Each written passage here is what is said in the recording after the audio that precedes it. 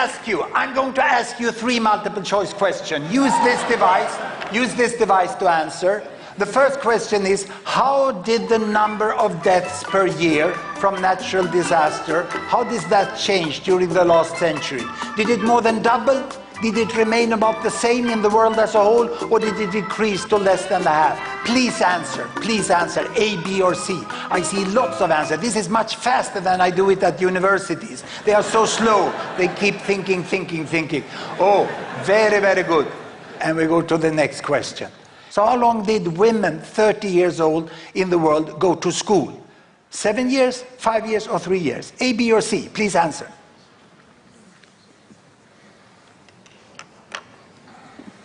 And we go to the next question. In the last 20 years, how did the percentage of people in the world who live in extreme poverty change? Extreme poverty, not having enough food for the day. Did it almost double? Did it remain more or less the same, or did it half? A, B, or C? Now, answers. You see, death from natural disasters in the world. You can see it from this graph here. From 1900 to 2000. In 1900, there was about 500,000 people who died every year from natural disaster. Floods, earthquake, volcanic eruption, whatever, droughts. And then, how did that change? Gapminder asked the public in Sweden. This is how they answered. The Swedish public answered like this. 50% thought it had doubled, 38% said it's more or less the same, 12% said it had halved. This is the best data from the disaster researchers. And it goes up and down, and it goes to the Second World War, and after that it starts to fall, and it keeps falling, and it's down to much less than a half. The world has been much, much more capable as the decades go back to protect people from this, So only 12% of the Swedes know this. So I went to the zoo and I asked the chimps.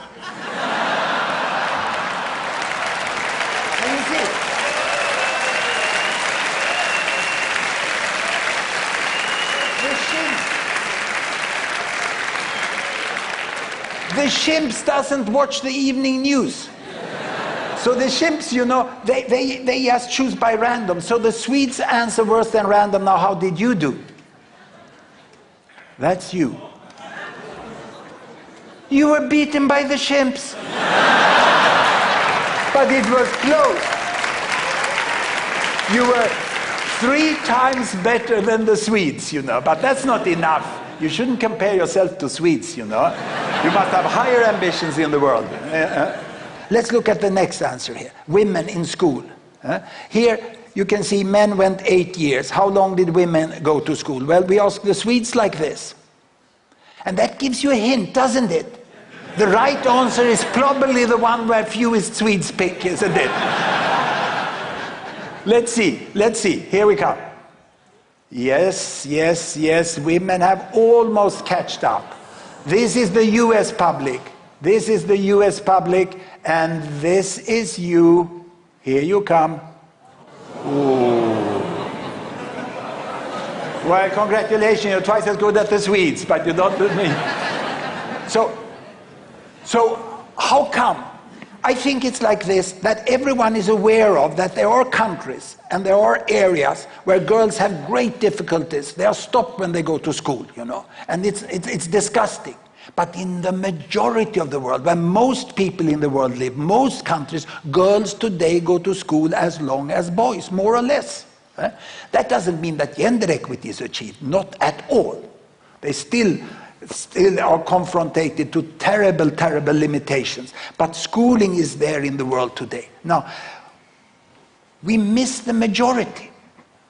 When you answer according to the worst places, and there you are right, but you miss the majority. What about poverty? Well, it's very clear that poverty here was almost halved. And in US, when we asked the public, only 5% got it right. And you? You almost made it to the chimp. That little, just a few of you, There must be preconceived ideas, And many in the rich countries, they think that, oh, we can never end extreme poverty. Of course they think so, because they don't even know what has happened. The first thing to think about the future is to know about the present. These questions were a few of the first one in the pilot phase of the Ignorance Project in Gapminder Foundation that we run. And it was started, this project, last year by my boss and also my son, Ola Rosling. He's co-founder and director. And Ola told me we have to be more systematic when we fight devastating ignorance. So already the pilots revealed this, that so many in the public score worse than random. So we had to think about preconceived ideas. And one of the main preconceived ideas is about world income distribution. Look here, this is how it was 1975. It's the number of people on each income. From $1 a day. See, there was one hump here, around $1 a day. And then there was one hump here, somewhere between $10 and $100. The world was two groups. It was a camel world, like a camel with two humps.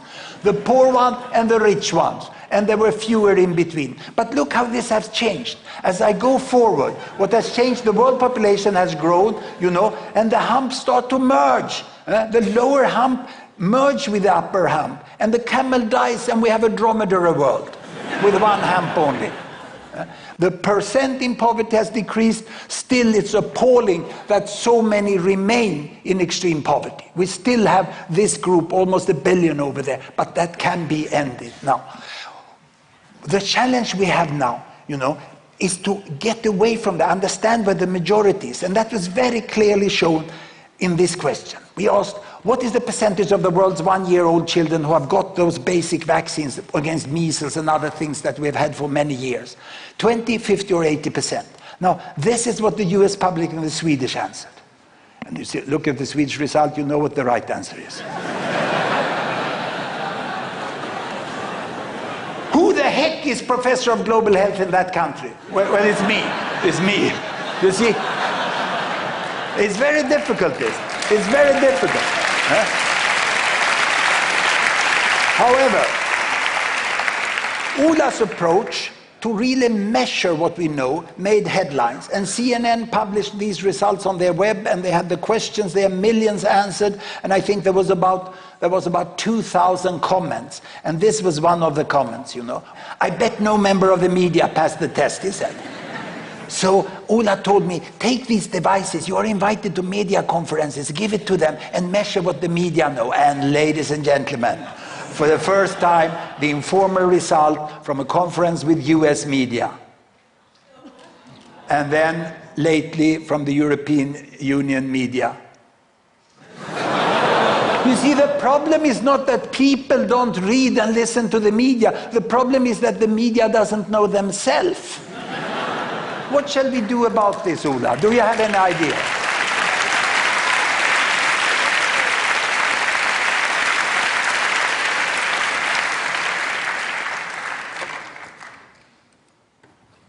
Yes, I have an idea, but first, I'm so sorry that you were beaten by the chimps. Fortunately, I will be able to comfort you by showing why it was not your fault, actually. Then I will equip you with some tricks for beating the chimps in the future. That's basically what I will do. But first, let's look at why are we so ignorant. And it all starts in this place. It's Hudiksvall. It's a city in northern Sweden.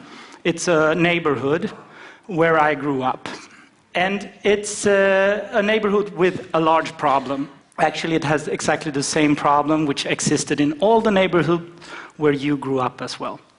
It was not representative, okay? It gave me a very biased view of how life is on this planet. So this is the first piece of the ignorance puzzle. We have a personal bias. We have all different experiences from communities and people we meet. And on top of this, we start school and we add the next problem. Well, I like schools, but teachers tend to teach outdated worldview because they learned something when they went to school and now they describe this word to the students without any bad intentions. And those books, of course, that are printed are outdated in a world that changes. And there is really no practice to keep the teaching material up to date. So that's what we're focusing on. So we have these outdated facts added on top of our personal bias. What happens next is news, okay? An excellent journalist knows how to pick the story that will make headlines, and people will read it because it's sensational. It's unusual events are more interesting, don't? And they are exaggerated, and especially things we're afraid of would get, I mean, a shark attack on a Swedish person would get headlines for weeks in Sweden, you know? Okay, so these three skewed sources of information was really hard to get away from, wasn't it? You know, they kind of bombardize us and equip our mind with a lot of strange ideas, and on top of it we put the very thing that makes us humans, our human intuition, okay? It was good in evolution. It helped us generalize and jump to conclusions very, very fast.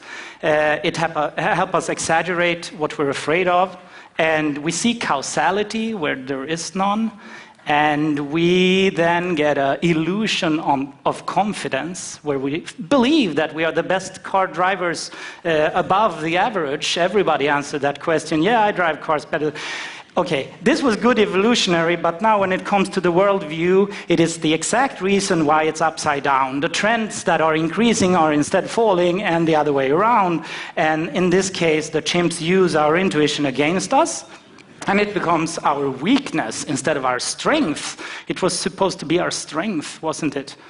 So how do we solve such problem? First, we need to measure it, and then we need to cure it. So by measuring it, we can understand what is the pattern of ignorance. We started the pilot last year, and now we're pretty sure that we will encounter a lot of ignorance across the whole world. And the idea is really to scale it up to all domains or dimensions of global development, such as climate, endangered species, human rights, gender equality, energy, finance. All different sectors have facts, and there are organizations trying to spread awareness about these facts.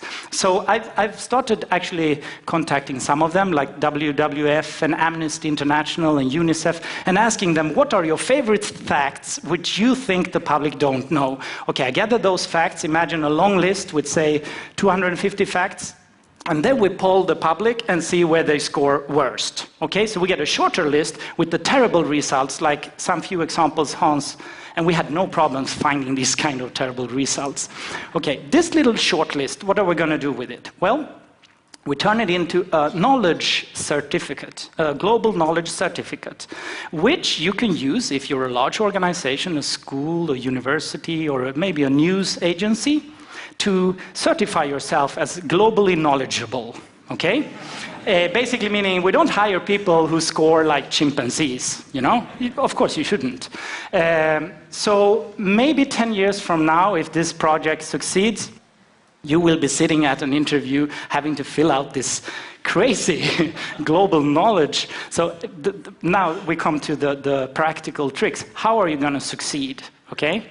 There is, of course, one way, which is to sit down late nights and learn all the facts by heart by reading all these reports. That will never happen, actually. Not even Hans thinks that's going to happen. People don't have that time. People like shortcuts. And here are the shortcuts. We need to turn our intuition into strength again. We need to be able to generalize. So now I'm going to show you some tricks where the misconceptions are turned around into rules of thumb. Let's start with the first misconception. This is very widely spread. Everything is getting worse. You heard it, you thought it yourself, okay? The other way to think is most things improve, okay? So you're sitting with a question in front of you and you're unsure, you should guess improve, okay? Don't go for the worse. That will help you score better on our tests, okay? That was the first one. Okay, there are rich and poor, and the gap is increasing. It's a terrible inequality. Yeah, it's an unequal world, but when you look at the data, it's one hump, okay? If you feel unsure, go for the most people are in the middle, okay? That's going to help you get the answer right.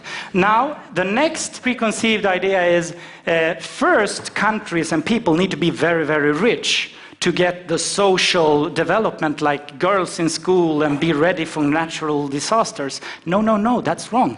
Look, that huge hump in the middle already have girls in school. So if you are unsure, go for the majority already have this, like electricity and girls in school, these kind of things. It's only rules of thumb. So of course they don't apply to everything, but this is how you can generalize. Let's look at the last one. Yes, this is a good one. Sharks are dangerous. Okay, no, yes, but but they are not so important in the global statistics. That's what I'm saying. I'm very afraid of sharks. So as soon as I see a question about things I'm afraid of, which might be earthquakes, other religions, maybe I'm afraid of terrorists or sharks, anything that make me feel, assume you're going to exaggerate the problem. Okay? That's a rule of thumb. Of course, there are dangerous things that are also great. Sharks kill very, very few. That's how you should think. With these 4 rules of thumb, you could probably answer better than the chimps, because the chimp cannot do this. They cannot generalize these kind of rules, okay? And hopefully we can turn your world around and we're going to beat the chimps, okay?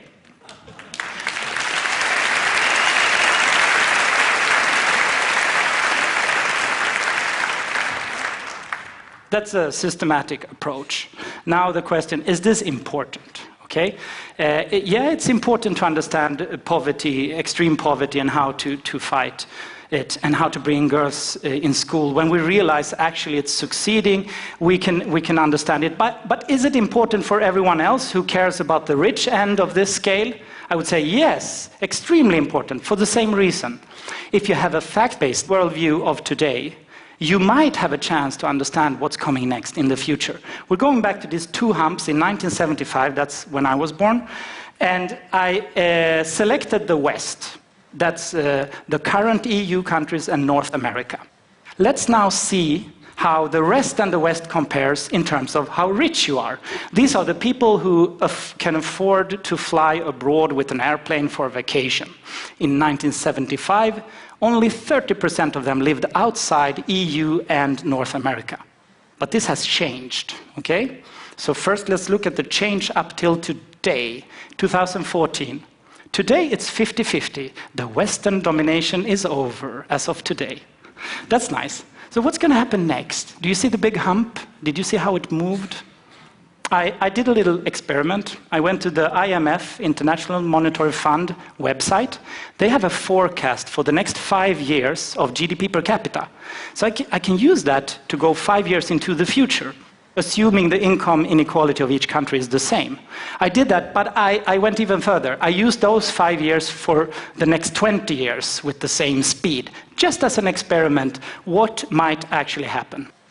Let's move into the future. In 2020, it's 57% in the rest. In 2025, 63%. 2030, 68%. And in 2035, the West is outnumbered, okay, in the rich consumer market. These are just the projections of GDP per capita into the future. 73% of the rich consumers are going to live outside North America and Europe. So yes, I think it's a good idea for a company to use this certificate to make sure they make fact-based decisions in the future. Thank you very much.